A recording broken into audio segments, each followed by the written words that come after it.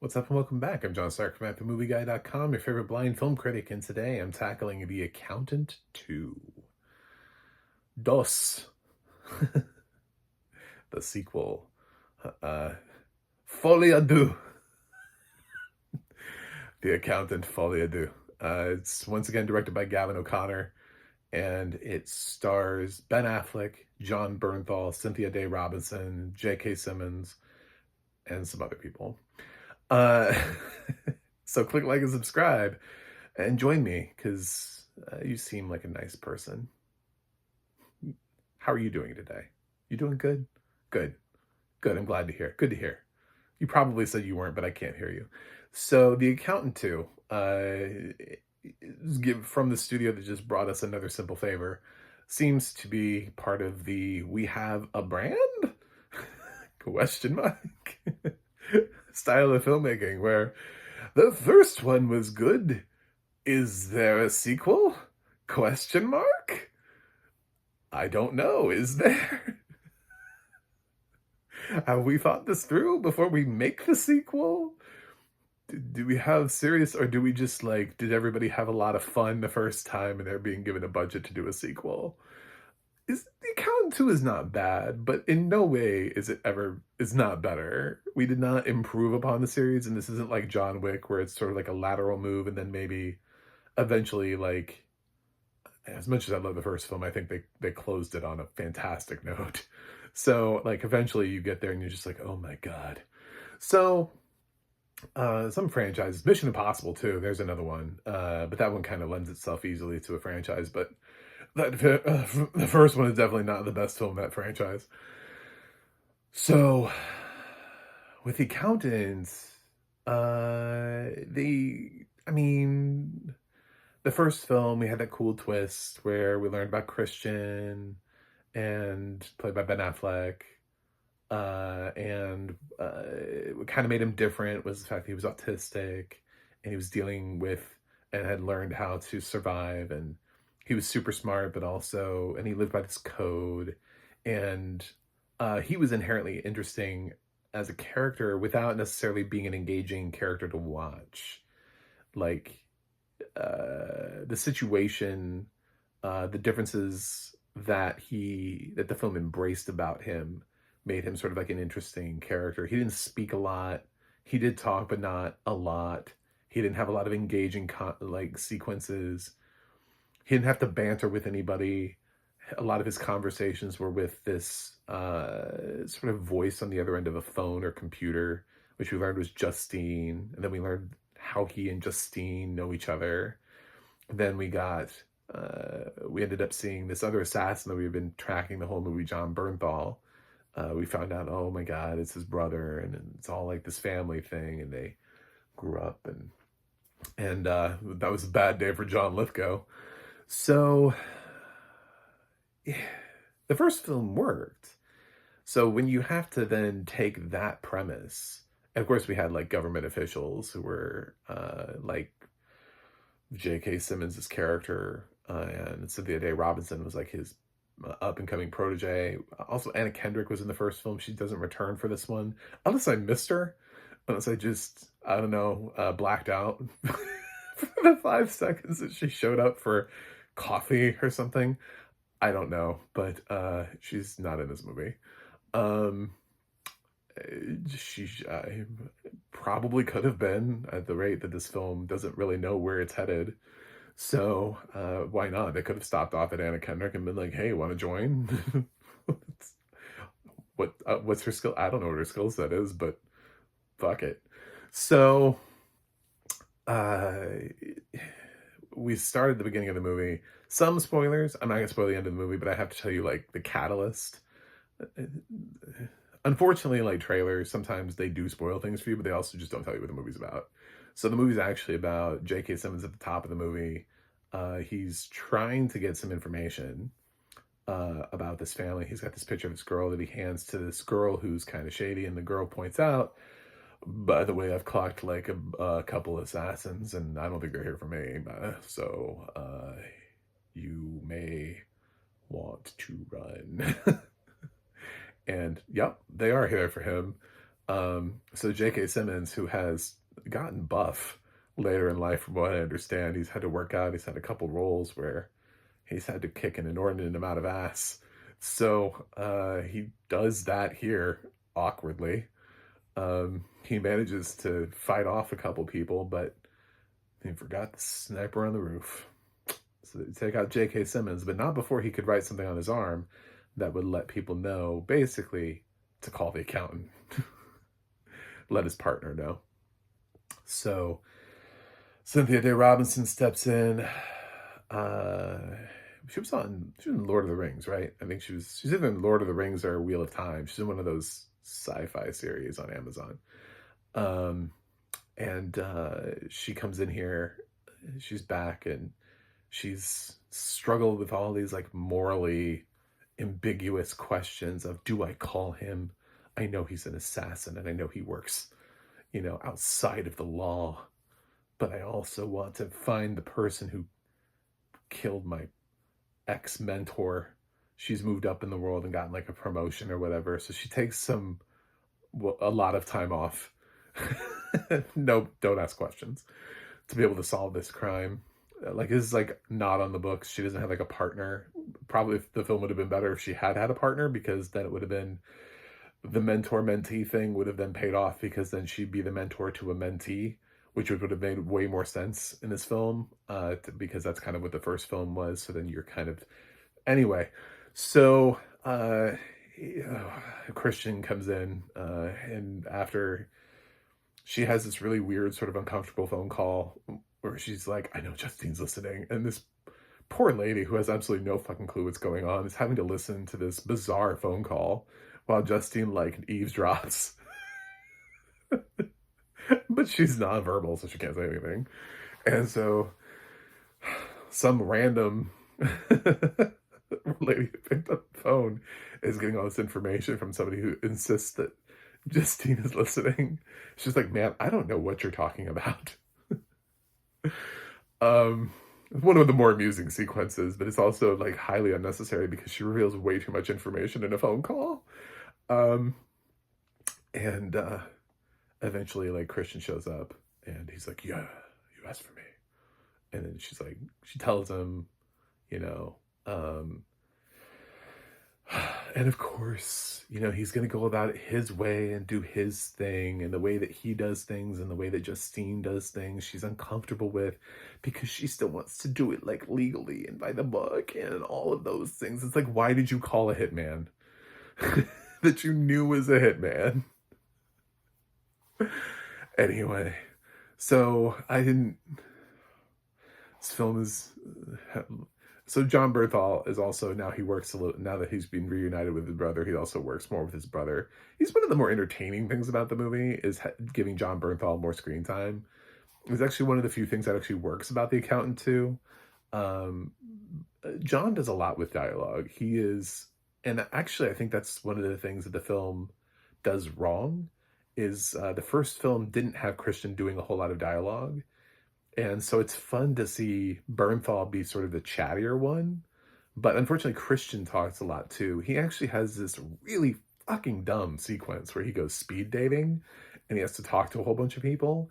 And I know like autistic people talk. I'm not trying to say that, but I'm saying there's a vibe that you put in the first movie, and that's what people picked up on. That's why it became like a hit over the course of time. Its box office was okay, but it ended up being one of those things where people ended up watching it a lot on VOD, sort of like how people have been campaigning for a sequel to Dread forever. We made like $10 million at the box office, but now everybody's seen it because of a word of mouth campaign. So it's sort of like that. But yeah, it's almost like everybody forgot what made the first Accountant work. And they came to this movie and they were like, well, I don't know. How do we do the sequel? Well, let's just have fun. But that's not the point of the sequel. The point of the sequel is to try to match the quality or do something better. It's to innovate, to do something different. It's not to just like have fun. You're not alohaing and taking your cast to Hawaii to make a pointless movie that nobody likes. You're just trying to push the needle in the right direction. There are some interesting sequences here, some interesting action sequences. The whole story with the other lady, Adele, or I don't know what her name is. I forgot it because I can't go into spoiler territory with her, but she wanders around a little bit. The mysterious lady who met J.K. Simmons, like we follow her, and she matters to the film. They're like some bad guys that we see, and they sort of matter, and we learn more about, as Christians sort of learns more about why somebody might have wanted J.K. Simmons dead. They sort of work more into the plot. But ah, I don't know. It doesn't quite work. It's a remnant of what it once was, instead of being like a perfect compendium, a partner. I just watched The Other Accountant. I'm releasing my review of The Accountant because I don't have one on this channel. At the same time, I'm releasing The Accountant 2. So I just recently saw The Accountant before watching The Accountant 2. And it's like night and day. It's like tonality and everything has changed. Gavin O'Connor's in a different place. The characters are written differently. Uh, Even Bernthal, because he didn't really have a ton of screen time to be able to talk, it makes more sense for his character, and he fits sort of naturally into that role. But they're also up to the amount of dialogue they give Christian. So instead of giving them sort of like contrasting personalities, once again, they've sort of also, like Ben Affleck, it feels like Ben Affleck said, well, I've met some autistic people and they're able to speak, so I would like to speak more too. And it's like, but that changes your character. Like I understand that, and I fully support that we should have great representation for autism spectrum disorder. But it is a spectrum, and generally you are where you are on the spectrum. You don't suddenly just shift late in life, I don't think, to becoming a different person. And he feels like a completely different person in this movie. Feels like Ben Affleck forgot how to play Christian, so he just did a different Christian, like a different version of Christian. So it makes me less impressed with him as an actor, because he should have been able to return to the role. It can't be that hard. Uh, yeah. And the ending, it's fine. I didn't hate it. There's some parts to it that I like. Some of the twists work. I did actually kind of like it. I mean, it's sort of like the ending to The Accountant 1 works, because it sort of tied everything together. And honestly, the ending to this ties everything together. It's just kind of a bumpy road to get there, and it's just not quite as smooth as it was. The other film suffers maybe from a ton of exposition, but also, uh, I think, I don't want to tell you what, because I want you to watch the other video, what I said about the other one, but um, that's not a perfect film for me. I often, if you watch my channel and subscribe, you'll watch, I say that I use the term desert island film a lot, where it's like a film that I would keep with me forever. And if I had to go live somewhere on a desert island, with a set of movies that these are the only movies I could ever watch, I wouldn't take The Accountant. I did like The Accountant the first time out, but even though I've seen it a couple of times, it's not something that got better. It's not really something that ever got worse. It sort of just is good. It's a really good film. I don't know that it needed a sequel, but it definitely didn't need this sequel. The direction is not quite where it needs to be. Ben Affleck's performance is not quite where it needs to be. The script isn't quite where it needs to be. The strongest part for me was Jon Bernthal. I like Jon Bernthal the most out of the cast. And it made sense to evolve him as a character because he wasn't the lead before.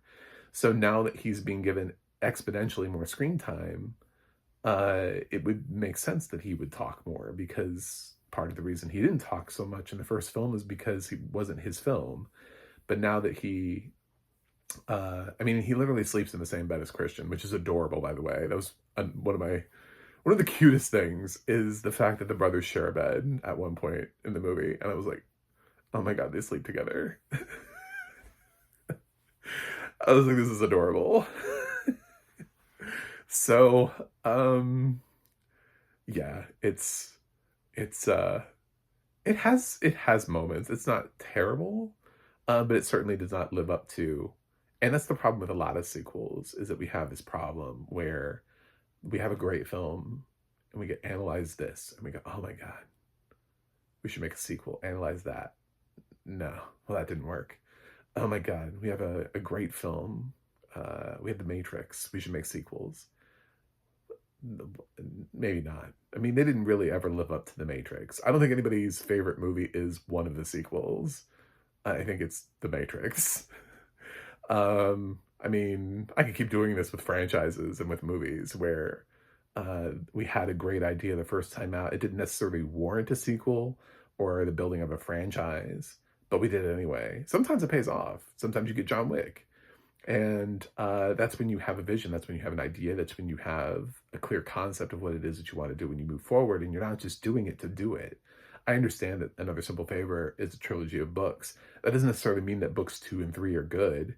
There are more Crazy Rich Asians books, and even though they greenlit a sequel to that immediately after the film did like bananas at the box office, we haven't seen the sequel, likely because no one really wants to make the sequel because someone along the way creatively went, wait a minute, we don't need 3 Greek wedding movies. I mean, there's some of these things we just don't need, but we keep getting them. And it's a reliance upon franchises, a reliance upon brands, trying to create a brand where there isn't one, making 3 Hangover movies, because the first one was a hit. So now there's a Hangover franchise. We do this a lot. The first film is great, had a great concept, and then we try to parlay that into more films. Here, I don't think they did that with The Accountant in a way that I think would benefit An Accountant 3. You know what I'm saying? Like that. I don't think that they've expanded into a way where we're going to get more of these films, where people are going to be excited about a third Accountant. I think we could do a third Accountant movie because I don't think this movie is awful. I just don't think it lives up to the promise or the hype of the original and the whole reason why we would want to make a sequel anyway. And that's always sort of the problem with doing this kind of thing when it doesn't inherently, when it's not already laid out for you. Sometimes when you pick up something and you're ready to adapt it, you can look at something like Lord of the Rings or Harry Potter and already see that it's done for you, and you can see the roadmap and you go, this is a great roadmap. Somebody already did this for me. They already wrote the things. All I have to do is transpose this greatness onto the screen and it works perfectly. Sometimes people luck out and they make a sequel that just works. It's just a great sequel. But for every one of those, there's a Caddyshack 2. There's a Blues Brothers 2000. There's something that didn't work, that just didn't happen. The Accountant 2 is somewhere in the middle. It's not a film that completely failed, that is abysmally causing death to the potential of a franchise, but it also doesn't necessarily strike lightning twice. And I think that could be maybe a reason why we don't see An Accountant 3. It's a film that answers the question of what if nobody cared about The Accountant 2 who made The Accountant 2 and they were just happy to get the money from making it. What would that look like? Because they would want to make sure that it was competently directed enough, that it was well made enough so that it didn't torpedo any of their careers. But at the same time, they're not really invested in the actual story or the characters or the future of a franchise. They're just making An Accountant 2. So I'm going to give The Accountant 2 C+. Yeah. I would lean slightly positive on this. There were scenes that I liked and some action sequences that worked for me. So in a fresh, rotten world, it's fresh. In a thumbs up, thumbs down world, it's a thumbs up. When we live in that world of black and white, but on a sliding scale, it's C+, so it's on the lower end of fresh for me, if you're paying attention. Anyway, that's it. Thanks for watching. Thanks for subscribing. The movie has excellent audio description, by the way. I should have shouted out Media Access Group a long time ago. They did a really solid job of narrating all the action sequences that are in this movie. So really strong work. Anyway, I will see you guys on the other side.